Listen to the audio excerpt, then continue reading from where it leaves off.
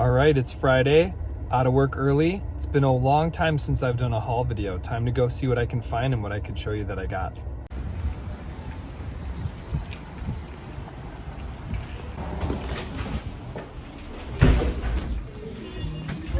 All right, here are half-price colors today.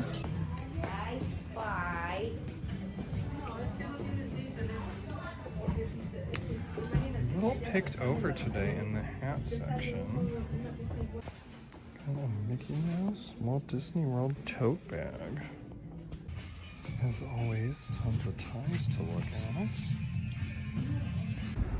Another good haul, filled a bag for 27 bucks. So let's go dig in, see what we found. All right, I am back in the man cave. I've got all the goodies here. It's time to go through them.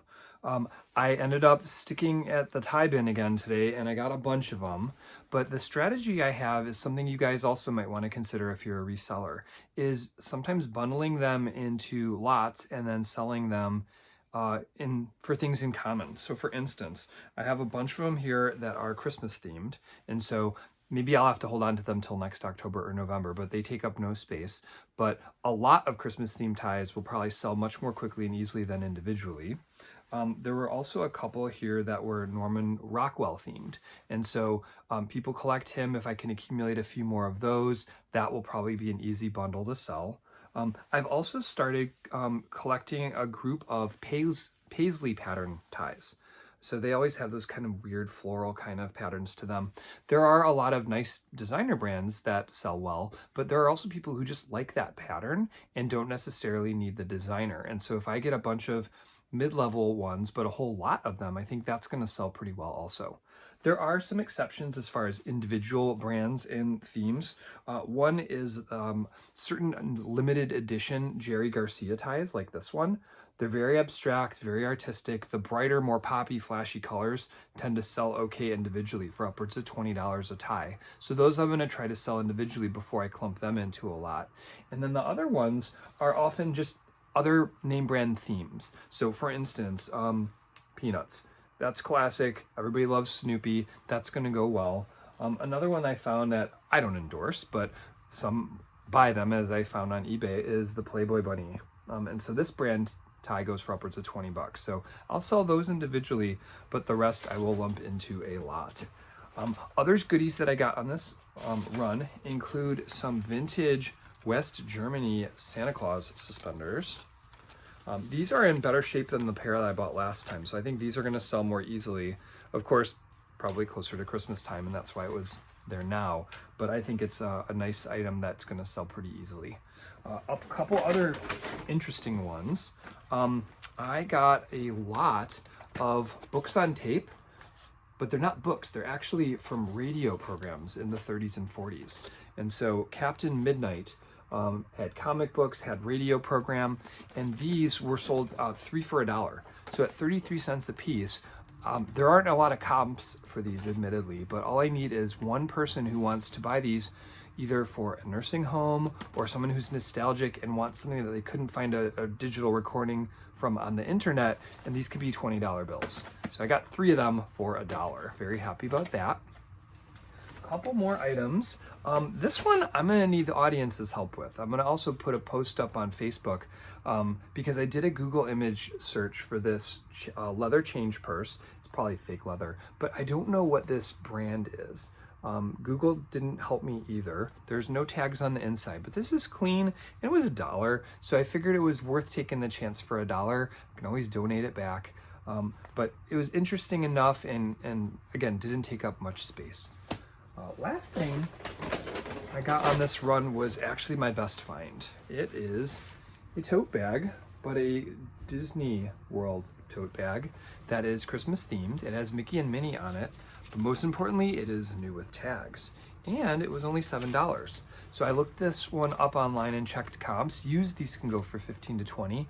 Brand new, free shipping, I saw one sell for 50 bucks. So I'm hoping to make at least $30 on this, and I think this could end up being my find of the week. I have made other trips in the recent past, so I figure I'm going to show you a few more items that I got from a second haul because it wasn't enough content to justify another video on its own. It would have been kind of anticlimactic. So this last lot I spent $27 on. This next one I spent $13 on and didn't get a ton of things, but I always look for hats that are themed to different sports teams, and so this was a $2 investment. It's going to go for 10 to 15. I also got an old Stetson fedora. Okay, this one cost me, it says $2.90, so $3. What was unique about this one is it's the Sovereign, which is a sub-brand of Stetson, and these can go for a lot. There's probably subtleties to these that I'm not aware of, but for a $3 investment, if this is a $20 hat, great. If it's a $100 hat, obviously great. So it was an easy purchase at $3. Couple more things. I got a little bit more actual VHS, and the reason I did was because of their pricing. At 3 for $1, there was only one of these I was interested in, but the other two were free. I can save them and bundle them sometime down the road. The one that I wanted was the Alice in Wonderland that's never been opened. So it's not particularly limited in edition. The ones from Disney that are limited usually have a black triangle on them. None of these do, unfortunately, but it's wrapped. It's new in its original package. It's guaranteed to work. I figured this is probably a $10 bill that I paid 33 cents for. So it was just a quick thing to add to my inventory.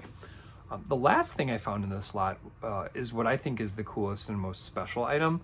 It's not super high value, but it's not zero value, and the price I paid was great. I made a short video about this earlier when I was in the store and found it. And it's a baseball glove, and it was not that expensive. And it is labeled a Tedwilliams baseball glove. So he played for the Boston Red Sox from the 40s to the late 50s. And he's a first ballot Hall of Famer. They call him the Splendid Splinter. He was an amazing hitter. They said that his vision was so precise that he could see the stitches on a ball rotating as it was approaching his bat. And that's why he was such a great hitter. So after he retired, he put his name on everything. He was not the world's most charismatic speaker publicly, but people would still pay him to speak because he was Ted Williams. And he put his name on a lot of brands, including Sears baseball gloves. And so Sears national headquarters were in Chicago, and this was one of said products from probably the 60s to early 70s. And so a very nice glove in good shape, could still be played with, but just a really interesting relic that I think a collector would like and would probably pay in the $20 to $30 range for. So I'm gonna make at least 20 bucks on this, and I was very happy that I found it. I kind of want to keep it, but I think I'm gonna let it go. So that wraps up the two most recent hauls that I had. I hope everyone has a very happy new year and a healthy 2024. As always, if you like the video, please do mark it liked. Subscribe if you haven't. My content is ongoing. I try to make a video every 1 to 2 weeks. Life's busy with the kids, and so it's been 2 weeks since last video, but I'm going to still be pretty consistent. I'm hoping to have more videos of items sold because I've had a really good December, and so I'll have more recap videos coming soon. Please check out my eBay store, LC208. And yeah, bye-bye for now. I'm Thrift Store Dave. Thanks for watching.